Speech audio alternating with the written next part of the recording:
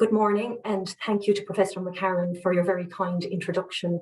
Both myself and Jenna presenting here this morning, we're delighted to be with you, and especially to discuss this very, very important topic of supporting nutrition in the later stages of dementia. So I'm sure we'd all agree that food and eating are very important in all of our lives. Not only does food provide us with good nutrition that is vital to our health, but it also provides us with rich opportunities for social engagement, and it also provides structure to our days. So, nutrition is very, very important in the whole mealtime experience, but also the social aspect of eating and drinking is so important. And then for the person with Down syndrome and or intellectual disability who presents with signs of dementia, problems with eating and drinking can emerge at a very early stage, lessening this enjoyment that we would generally associate with eating and drinking. Over time, nutritional issues can escalate, and this can be very, very distressing for the person themselves, as well as those supporting the person, of course. So today, we really hope to provide you with some useful guidance on how to navigate what can be a very tricky and stressful topic.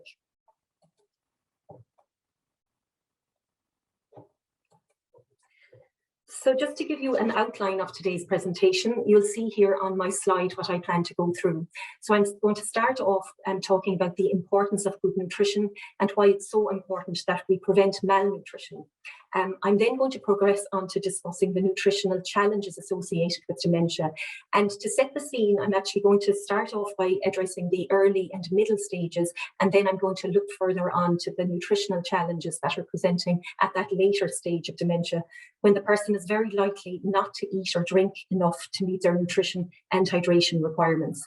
And again, as I said previously, this of course can be extremely challenging for all involved in the care of the person. I'll talk about assistance with eating, which we also refer to as comfort care, and then I will mention tube feeding and the thinking on this as an intervention at this later stage of dementia. And I'll finish off by touching on end-of-life care. Following on from that, then Jenna will take over and present a case study which will very much bring this topic to life. So moving on, it's very well documented that nutrition plays an important role in the treatment and prevention of disease and in the promotion of positive health and well-being.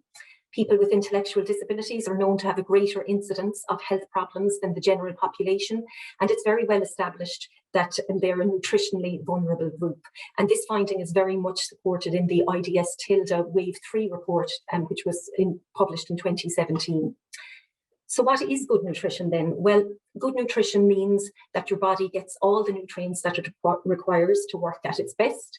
And this requires a varied diet with recommended portions from the different food groups. Good nutrition is required to maintain a healthy body weight and to prevent illness and, of course, to prevent malnutrition. And going back to weight, indeed, the research highlights that weight loss is a prominent clinical feature of dementia. It can begin even before diagnosis of the disease, and it becomes more common as the disease progresses. And the risk of developing malnutrition increases as weight loss is seen to progress.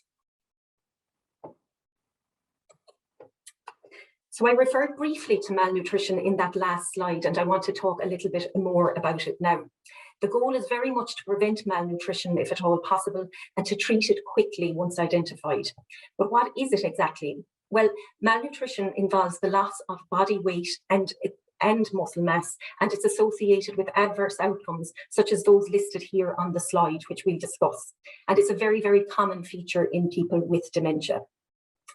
Often when we think of the term malnutrition, it can conjure up images of, children and adults that are severely underweight and facing death. However, this isn't the complete picture. It's worth bearing in mind that oftentimes a malnourished person may present as underweight, but indeed there also may be a presentation of a person that is indeed a healthy weight or indeed overweight. So as we can see in the two images here in this slide, the man in the top right-hand corner is clearly very underweight, and we certainly can quickly detect that this person is malnourished. Indeed, though, the image that's at the lower part of the slide is of a lady with, excessive subcutaneous fat stores. And it would be quite easy to look at this image and decide that this person isn't malnourished, that we don't need to be concerned at all about her. But indeed, this is where the intricacies lie.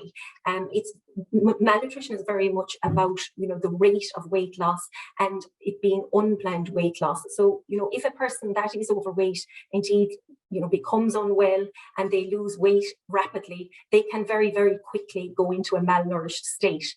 And with malnutrition, we can have reduced strength and frailty resulting, and then a lot of these consequences that are listed on this slide can result. So there's an increased risk of infection, there can be increased hospitalizations, and people can end up staying longer in hospital, so it takes longer for people to recover. There's increased mortality, and there can be skin problems with skin breakdown, and indeed it can take much longer for people for wounds to heal if a person is malnourished. There can be respiratory and cardiac difficulties also, and musculoskeletal difficulties. So it's really important to consider all these problems that can arise. Indeed, if there are musculoskeletal difficulties, this can result in the person being weaker, and then there can be falls and fractures, which are a concern. Also then malnutrition can have social impact and also psychological ill effects. So a person may become depressed, they may become confused, and there may be memory loss. And if you add this to the picture of a person that has already some memory issues at that earlier stage of dementia, it's really making the picture even more complex. So as you can see, there are many, many reasons why it's so important that we try to ensure that the nutritional status of people with Down syndrome and intellectual disability who have dementia is monitored so closely. So now looking at the nutritional issues at this early stage of dementia. You'll be aware that diagnosing dementia can be quite challenging in people with intellectual disability. The often subtle changes that occur at this early stage of the disease can prove difficult to verify as dementia, and oftentimes it's a change in a person's eating or weight that may prompt families and carers to act. For a person that does receive a diagnosis, the changes in eating and drinking that are often seen at this early stage are related to memory loss and changes in cognition as opposed to physical deterioration at this point. So what do we see at this early stage? Well, there may be a reduction in the variety of foods eaten, and there may be a change in food preferences. The person may forget to eat or drink and may need reminders. They may also forget that they have eaten and choose to eat again. There may be trouble with meal and snack preparation. So for a person that did previously enjoy this aspect of the mealtime experience, they may now struggle with it and it can become more stressful for them. And there can be a reduction in feeding skills. So for a person that was able to feed fully independently before, they may now need some help. And understandably then weight loss can be the consequence of these issues that we have just discussed. So we did speak earlier about that risk of unplanned weight loss resulting in malnutrition. So therefore, again, it's really important that it's caught at as early a stage as possible so that we can intervene quickly and effectively. So what do we do then if we've identified these issues? What can we do as carers? So that at this early stage, there's a lot that can be done to ensure that the person is on a safe path.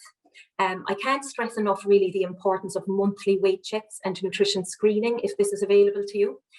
Ideally, there needs to be a system in place whereby weight checks are a routine part of care. So really they should be done possibly at the start of every month as a routine part of care. You do need to have a suitable type scales. So a stand-on scales may be suitable for many people that are mobile and steady. But for people whose mobility is changing or indeed if they're becoming weaker or indeed unsteady on their feet, then it's very useful to have that large platform scales where you can actually wheel a wheelchair onto it, because it's going to be useful for people that are mobile, and it's also very useful for then the wheelchair users. So we would have a number of these here in Cope Foundation, and they're really, really helpful. And I would urge many of you in different organisations to get funding for these scales, because monitoring weight and weight change is essential to good care. Also then it's very important that weight is taken in a similar fashion every time. So ideally with light clothing, without shoes, and preferably an empty bladder, and preferably at the same time of day each month. So because at the end of the day, you'll note that we can all have a higher weight in the evening time and a lower weight in the morning time. So it's good if you're making sure to take that weight consistently, preferably morning time if possible. Also, then it's about interpreting the weight. So make sure that you don't just document it in the care plan. It's very important to look at the weight and think, does this actually make sense? So if there's a weight change of 6 kg in 1 month, you know, just look at it, look at the person. Does that actually make sense? You know, 6 kg, if we go to old metrics, is approximately 1 stone in weight. So just don't write it down and think, I've done the weight check. Make sure that you're comparing it to previous weights. And then, of course, if there is a real weight change, a significant weight change, you do need to make sure that there's actions taken. So, you know, encouragement and assistance is going to be very, very important for the person. Also providing your 3 balanced meals daily and snacks in between. The snacks are going to be very, very important as dementia progresses, because people with even early stage dementia may find it difficult to eat a full meal. So the snacks are really important in terms of maintaining nutritional status. We need to have a variety of foods as well, so in order to incorporate all the different food groups, and we need to have lots of fluids, and we would generally recommend, as a rough guide, 8 to 10 cups of fluid daily. Then where there is weight loss noted, we would first intervene with what we call a food first approach. So we're possibly trying to increase snacks here, we're increasing portions if the person is able for it, we're maybe swapping to more nourishing drinks than plain water for meal times. So it's very much going with a food first approach, but just upping the amounts if possible for the person. Other approaches then would be food fortification, where we can add extra fats and sugars to foods without increasing the actual volume of the food for the person. So they're going to be able to manage, they're not being required to actually take extra portions here. So examples would be adding some cream into porridge, or it could be adding some sugar into teas or coffees, could be adding some grated cheese into mashed potatoes. So they're all nice ways of just fortifying up the diet and making it that bit more tasty and calorific for the person. Now, if these interventions if they're not successful, then we may need to look at oral nutritional supplements. And here really the role of the dietitian is important in assessing if we do need to go down this route or not, and then in making the recommendation around the most appropriate supplement for the person. I'm now just mentioning management of overweight also as a possible intervention. The reason for this, while we do generally see weight loss, we can at times see overweight as well. And this can be related to memory changes, where again, the person is forgetting that they've previously eaten, and their actual appetite has actually increased as well. So it's just to bear in mind that while generally we are talking about management of underweight or weight loss, there may at times be some individuals where we're looking at management of overweight.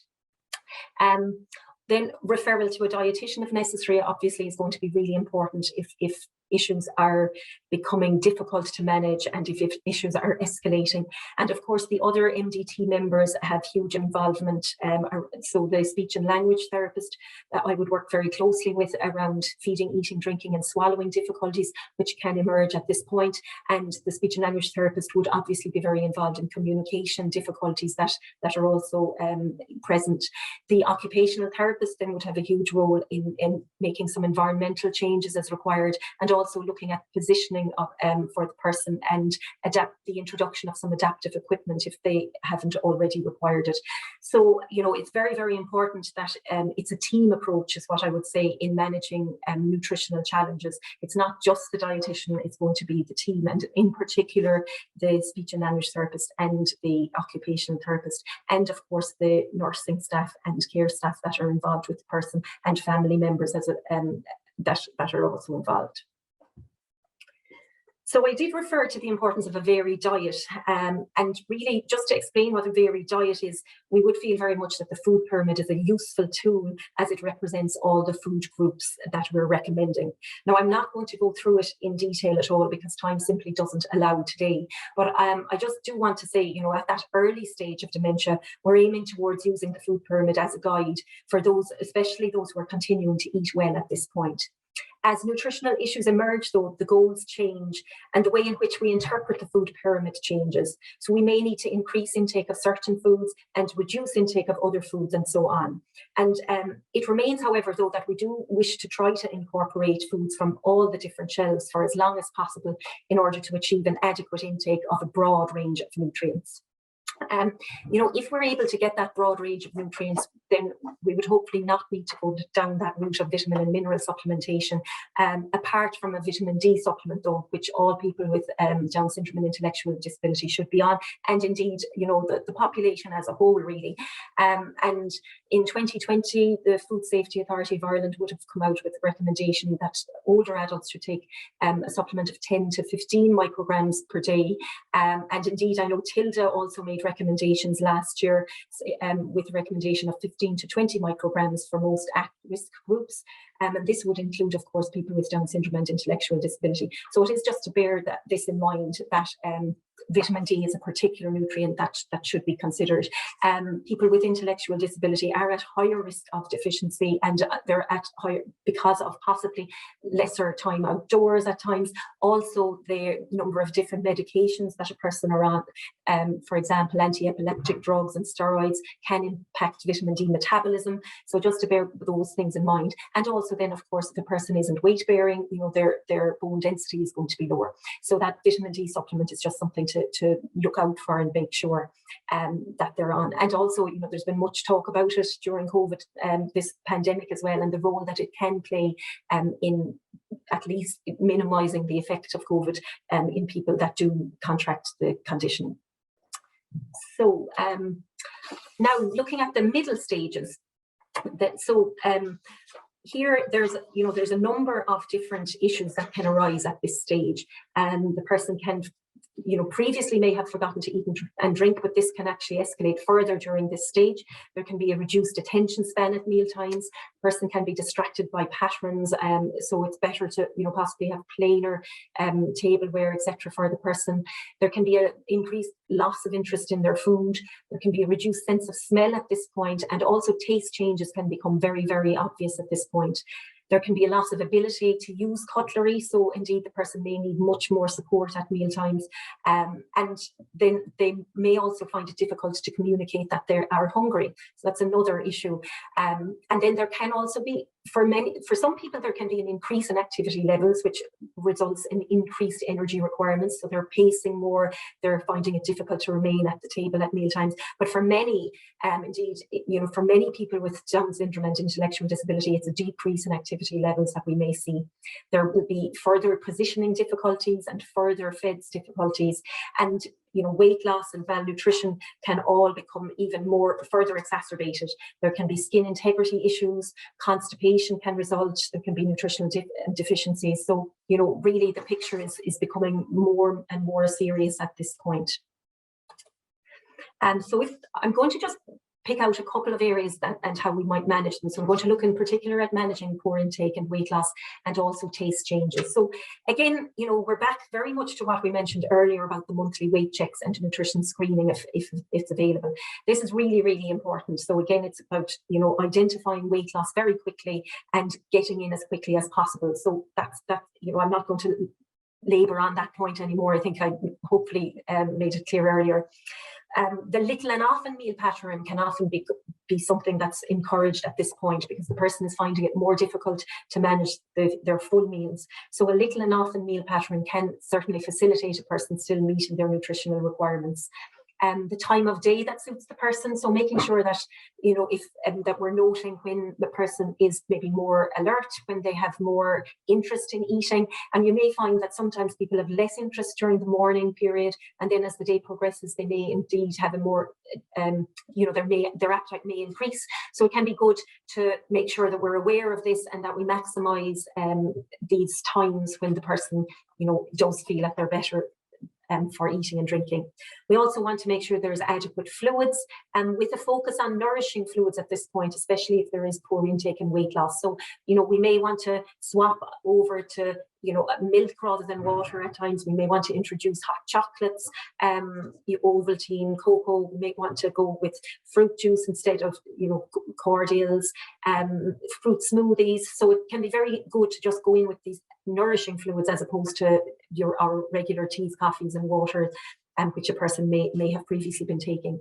We're encouraging, you know, protein source twice daily at least, so getting a nice protein source in at lunchtime and tea time if possible, or in those smaller snack times that we've mentioned. So a little bit of meat or chicken, fish, you know, or indeed eggs, beans, any of these foods. Now, bear in mind that there may be further feeding, eating, drinking and swallowing difficulties at this point. So it's very much in line with whatever the recommendations are from the speech and language therapist around safety and modified diet. We want to make sure there's some carbohydrate sources as well for energy. Desserts and puddings can be really helpful. They're a nice way of getting some extra calories in, and especially if a person is moving towards those sweeter tastes, they can be really helpful for upping intake.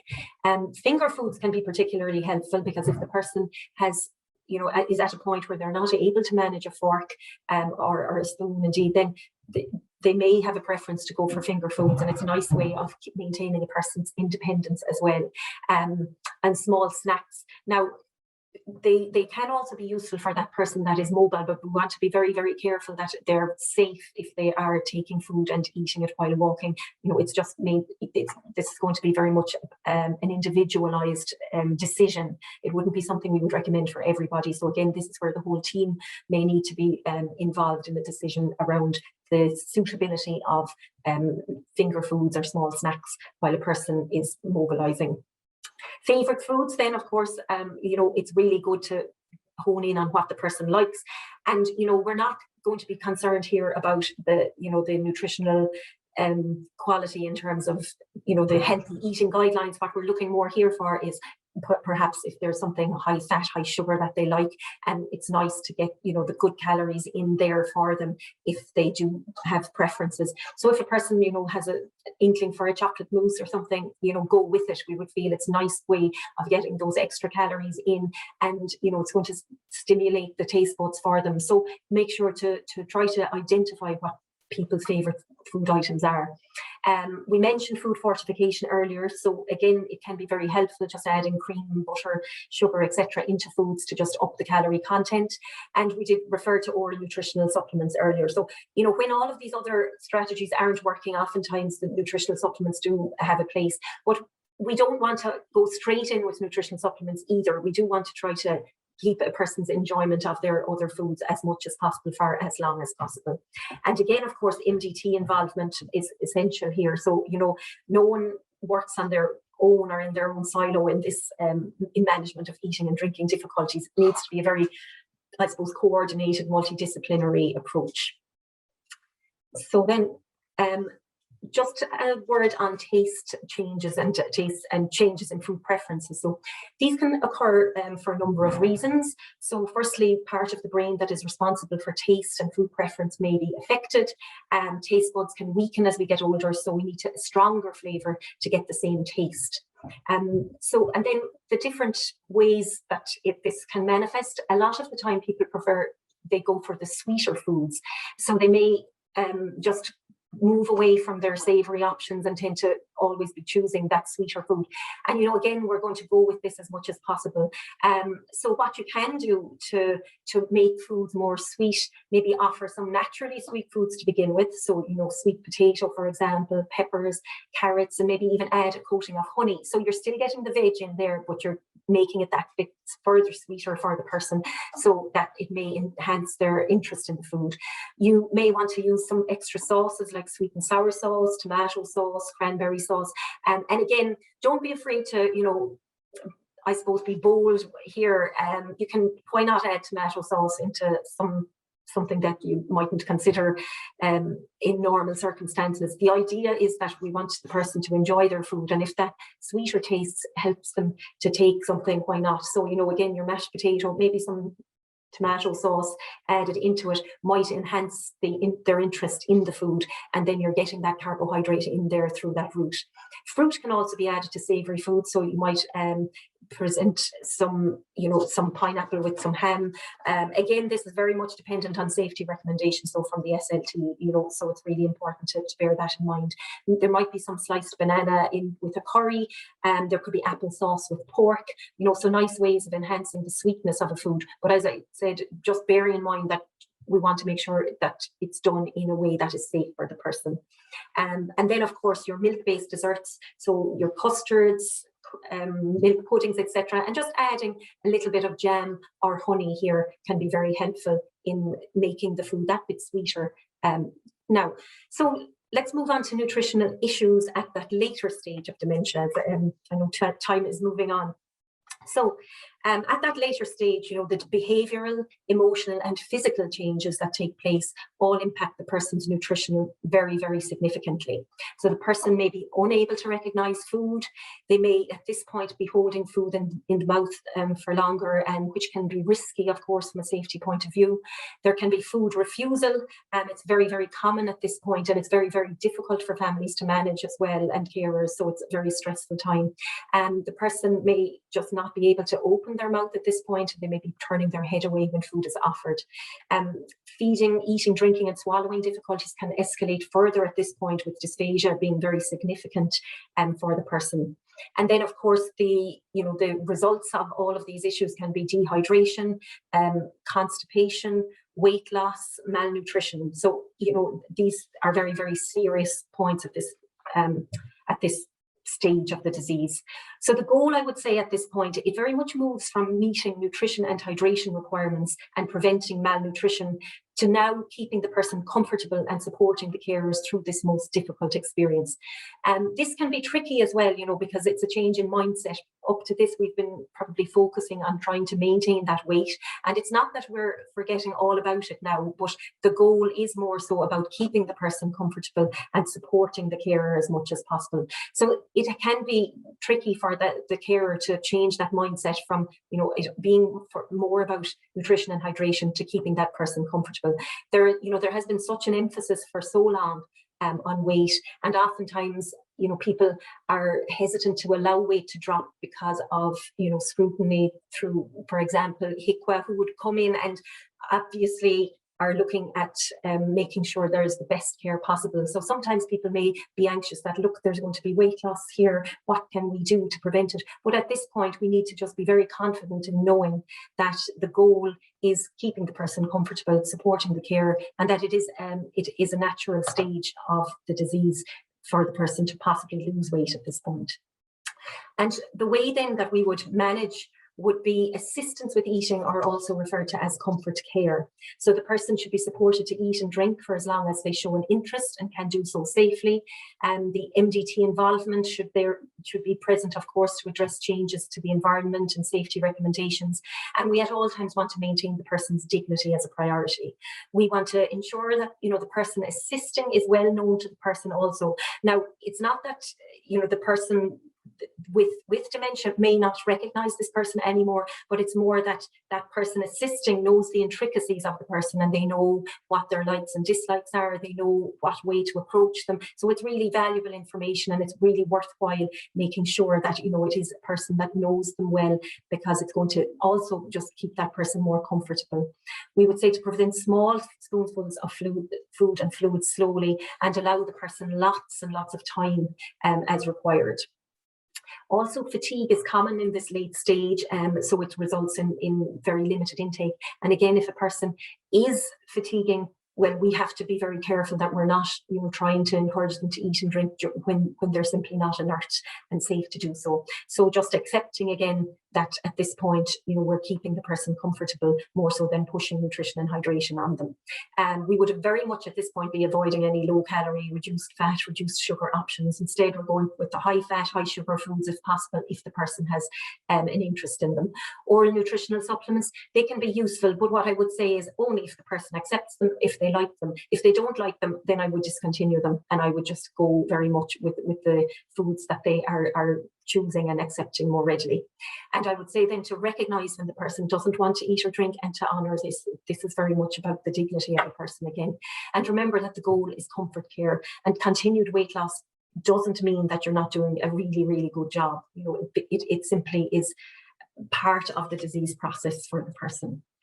And this can be a time as well when, tube feeding is brought up, because weight loss is persisting, these feeding difficulties are persisting, and it's very, very stressful for families to see their loved one perhaps not having food or fluid in their day. So that discussion around artificial hydration and nutrition is often initiated at this point. Now, it's always much better if this is done at an earlier stage. And, we would very much advocate for advanced care planning here, where this discussion is had much earlier on, because it can certainly help to alleviate anxiety and stress and worry for all concerned if this conversation is had at an earlier stage. And we've certainly seen that here in Cope Foundation. When this conversation is had earlier, it does improve outcomes for all concerned. And it's worth noting as well, the research very clearly states that at this late stage of dementia, tube feeding has not been shown to extend life or improve nutritional status, and it doesn't reduce pressure sores or aspiration, and it even may have some negative effects on quality of life, because the person, there may need to be more movement times because of urine and bowel motions. So, it's just worth bearing in mind that at this stage, it's actually not recommended at all in late stage dementia. A person with dementia should not be tube fed if it is felt it would do more harm than good, and that's simply putting it very, very clearly. And so then just moving on to that very, very last stage, so the end of life care. So as the person progresses, priority is very much quality of life and comfort, as we would have previously said, and as well as meeting the person's own wishes if these have previously been stated. At this stage, the person is not meeting their nutrition and hydration requirements and be very much accepted. And it's worth noting, that at this point, the body is adapting physiologically. So, that in actual fact, the person isn't experiencing hunger and thirst in the way that you or I would. So the body, and I think that's a very, very important point just for families and carers to bear in mind. We will be obviously, finding it very difficult that they're not having intake, but the person actually isn't experiencing hunger or thirst at this stage. So I think there's consolation in that, and the person actually isn't suffering as a result of not having food and fluid. So, for a person that is dying, the time comes when really it might be more compassionate and caring to allow the natural dying process to progress and to take its course. And it's really about allowing the person to die with dignity. So, that concludes very much what I have to say. I just want to highlight a couple of points here, the resources that I think could be particularly useful to you. The first one is a nutrition and dementia booklet from the Irish Nutrition and Dietetic Institute. It's entitled Nutritional Considerations when Supporting Someone with Dementia. And it's a second edition from March 2021, so it's very up to date. I would highlight this isn't specifically about people with Down syndrome and intellectual disability. It's for the general population, but you will find it helpful nonetheless. And also the second document is the Food, Nutrition and Hydration Policy for People Accessing Disability Services, which was published in 2020 from the HSE. It's a really, really useful document, and there's an implementation toolkit that goes with it, and you'll find both of those at the links below there. Also, the Cope Foundation Guide to Dementia Care that was launched in the previous masterclass series is another very useful booklet for any service to have, and you can purchase it through the link here. So I'd just like to say at this point, thank you very much, and I hope you found this helpful, and I'll hand over to Jenna. Okay, thank you very much, Michelle. That was really excellent and very informative, and a huge amount of information there. Jenna, we don't have a terrible lot of time. We're at 11:40, so we do want to keep some time for questions. So I just ask you to be mindful of that. But thank you very much, Jenna, and thank you, Michelle. Perfect. Thank you, Mary. Perfect. I think that's up there now. I will keep my intro pretty speedy because I'm conscious of time, and the main focus of what I want to touch on today is a case study that I'm hoping will bring everything that Michelle has gone through and the few points I'm going to bring up now together. So nutrition and eating might not be what typically comes to mind when people think about dementia, but from my experience, dementia and eating issues can often go hand in hand as someone's dementia progresses to the later stages. When a person with advanced dementia only takes in a very limited amount of food and fluids or can no longer swallow safely, it can be extremely difficult and emotional for family and care staff as they try to work out how best to respond and care for the person with dementia. This is often where I come in as a speech and language therapist to offer help and advice around swallowing changes as the disease progresses, and to work very much collaboratively with the dietitian and other members of the MDT to support the person with dementia and their caregivers. So as dementia progresses, it can affect the area of the brain that controls swallowing. In the later stages of dementia, the person's swallowing muscles may become weak, or they might lose the ability to swallow safely. This difficulty swallowing or getting food from the mouth to the stomach is what we refer to as dysphagia. Now, I touched on a few of these in a previous masterclass that I was involved in, so I won't go through them in detail, but it's just to remind you that these are some of the reasons why individuals with dementia might develop dysphagia or lose interest in eating and drinking. Now looking at more the risks of eating and drinking, and Michelle has touched on a couple of these. Sadly, the presence of dysphagia and eating and drinking issues in individuals with dementia can lead to serious consequences. The first being dehydration, which Michelle has touched on. Poor appetite. Take a minute to think about the cues that you get when you're hungry. Those cues tell us when it's time to eat. But if these cues start to decline and we don't have much of an appetite, our food intake would inevitably decrease. So if you think about it, those little stomach growls that we experience are actually really important. And for someone with dementia that no longer experiences these hunger cues, it can lead to poor appetite. And additionally, other challenges such as forgetfulness, trouble using utensils, fatigue, these can all further reduce intake and someone's motivation to eat. Forgetting to eat then. So this might seem like an obvious one for an individual with dementia, that they might simply forget to eat, but forgetting specific details related to eating, such as when, how much, or what you've eaten, are all really, really important. You might also forget the types of food that you even like, and might just have a general lack of interest in what's offered to you. So that's an important one that can have a big risk.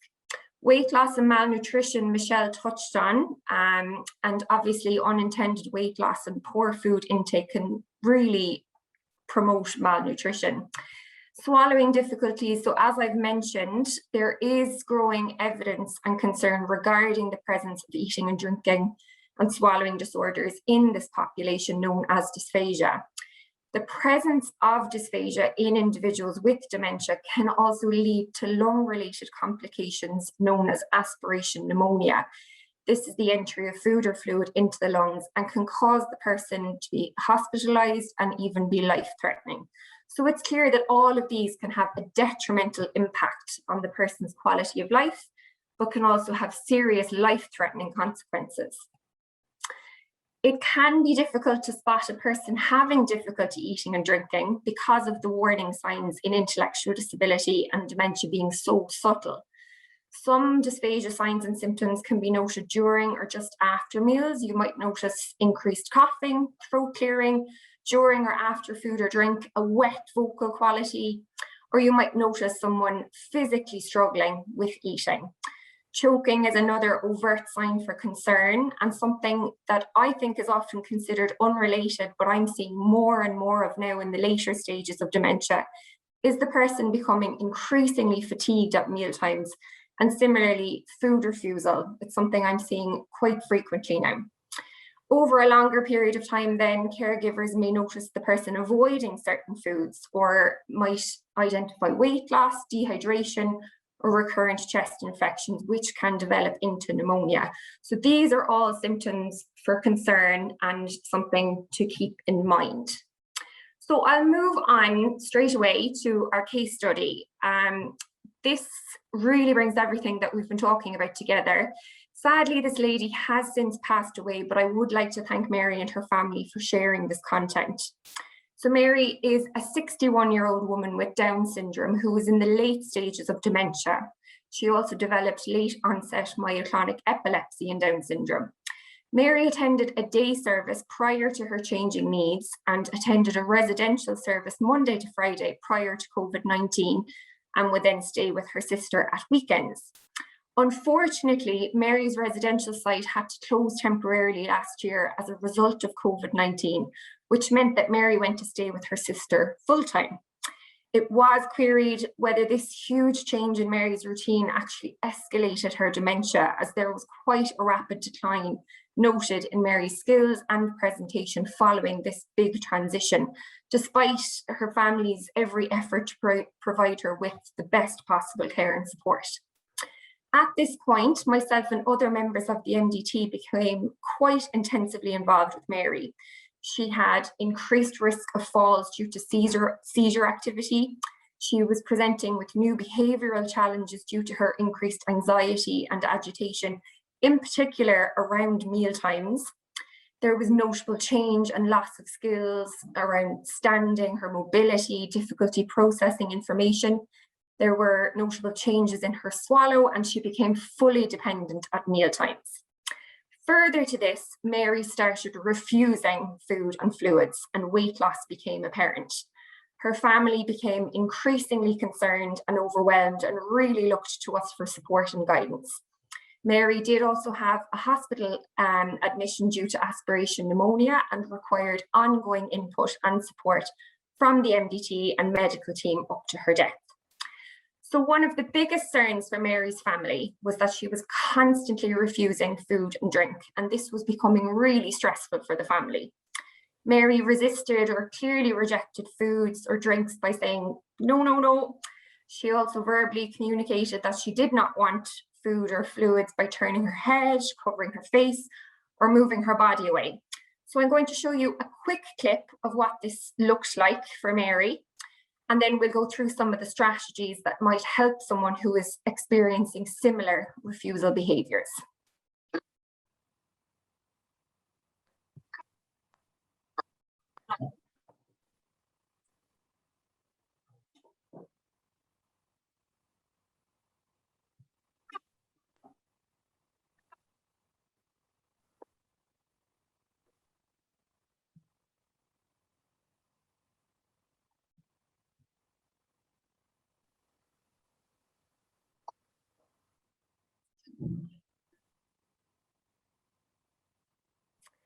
Okay, so quite a powerful little clip, despite it being very short. So something that I'm sadly seeing more and more of as people transition into the later stages of dementia is a very similar picture to this. So improving dementia and eating issues can come with several challenges, and what works for one person might not work for another, but it might require some trial and error to figure out what's best. So hopefully some of these strategies will help to support the mealtime environment and hopefully boost a person's nutritional status. So first of all, the dining environment. The environment where we eat can influence how much we eat, especially in those with dementia and eating issues. Think of serving and eating meals in a quiet, undisturbed environment with good lighting. Distractions could range from background noise or talking to a cluttered dining room table. So take all of these into consideration and really try to limit those distractions as much as possible. Food then to encourage, providing foods that the person likes to eat. These foods may be more easily recognized and comforting to the person. If an individual with dementia really likes foods that are sweet, try adding some sweeteners, or alternatively more savory foods might be appropriate for someone who prefers savory options. Flexibility is really important. The generally accepted 3 meals per day routine is probably not quite right for someone in the later stages of dementia, and that's okay.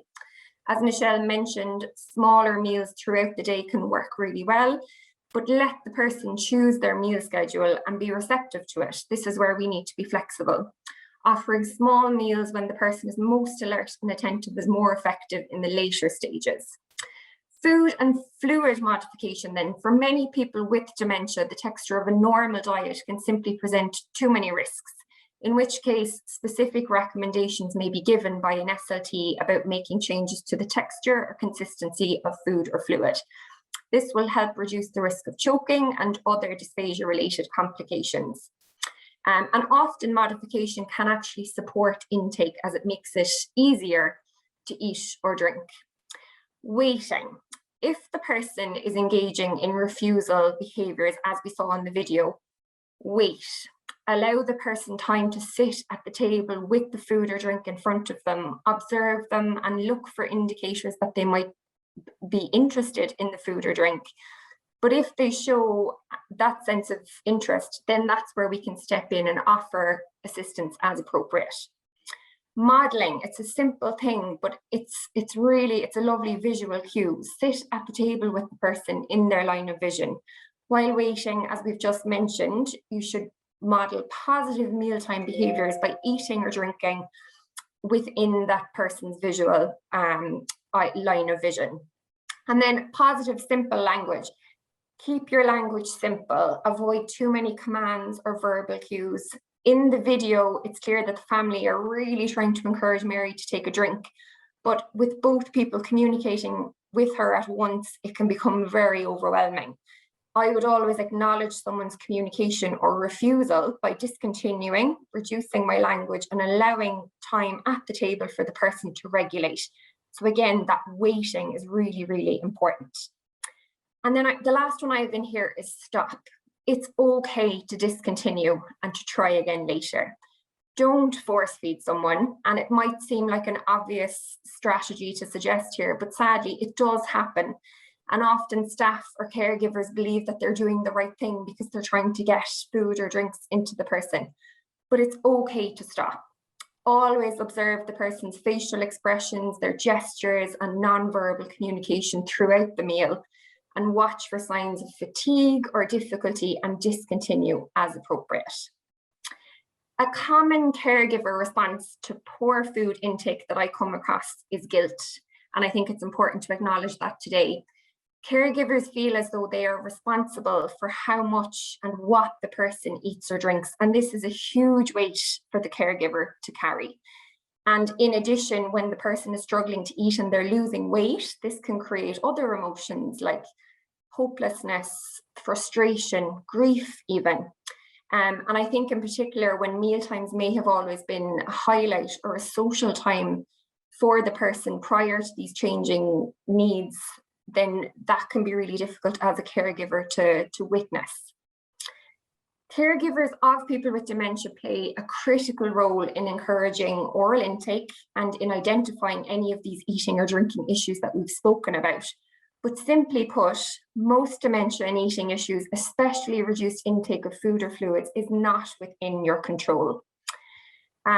It may seem when the person is consistently refusing food or drink that the person is being starved or dehydration, but they're not.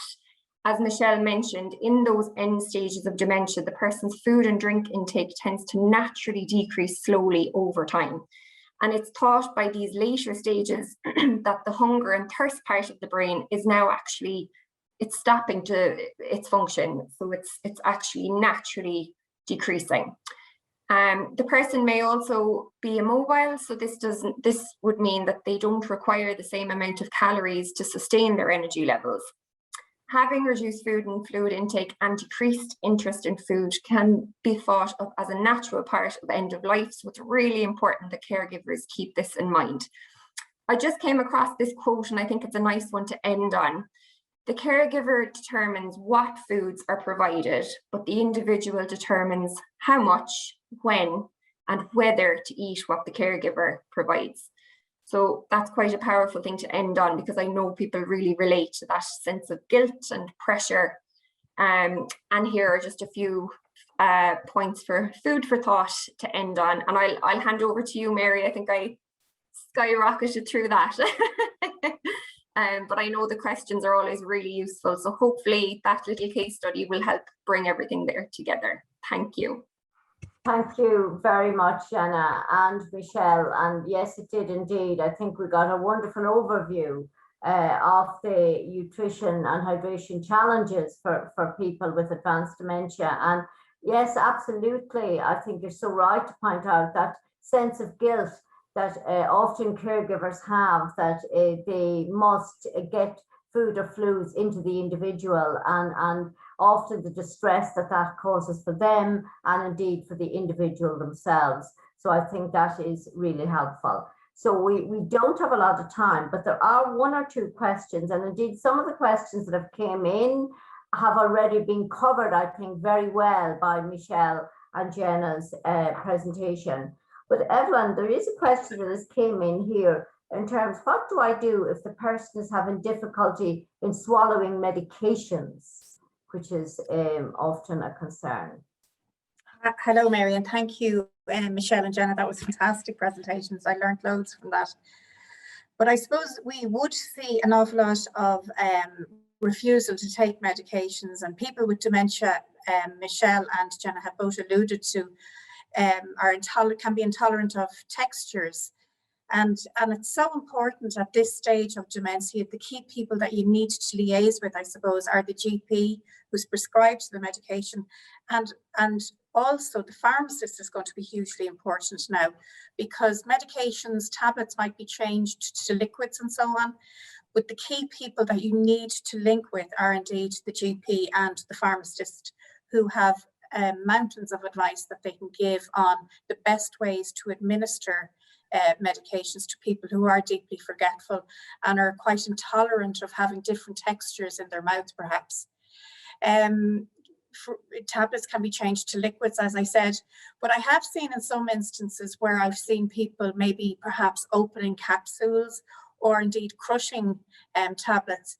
And this should only be done following the advice of the GP and the pharmacist, because not all medications can be tolerated if they're opened, for example, if capsules are opened up or if tablets are crushed. So it's very important to get guidance from the expert on this, and to support the person perhaps who's at end stage dementia, to help them take their medications. Yeah, that is a very important point, Evelyn, particularly about, you know, maybe changing from tablets to liquid format if medications come there, but also caution against, you know, crushing some type of medications which change their mode of action, or opening capsules as well. So I think, you know, so we may have a much faster release of some medications by some of those ways. So I think that is important. So thank you, Evelyn. Geraldine, a quick question for you as well. And that is, you know, what is the role of subcutaneous fluids for people with advanced dementia, and is this something that you would use? Hi Mary, thanks for the question. Jenna and Michelle, that was a fantastic presentation. We're so lucky to have you here in COPE, particularly in the dementia care team, so thanks. Yeah, I suppose subcutaneous hydration is a very controversial, I suppose, in some ways, particularly in palliative care and end of life care. And I think more and more we're seeing research being done, particularly at the end stages of a person's life in this.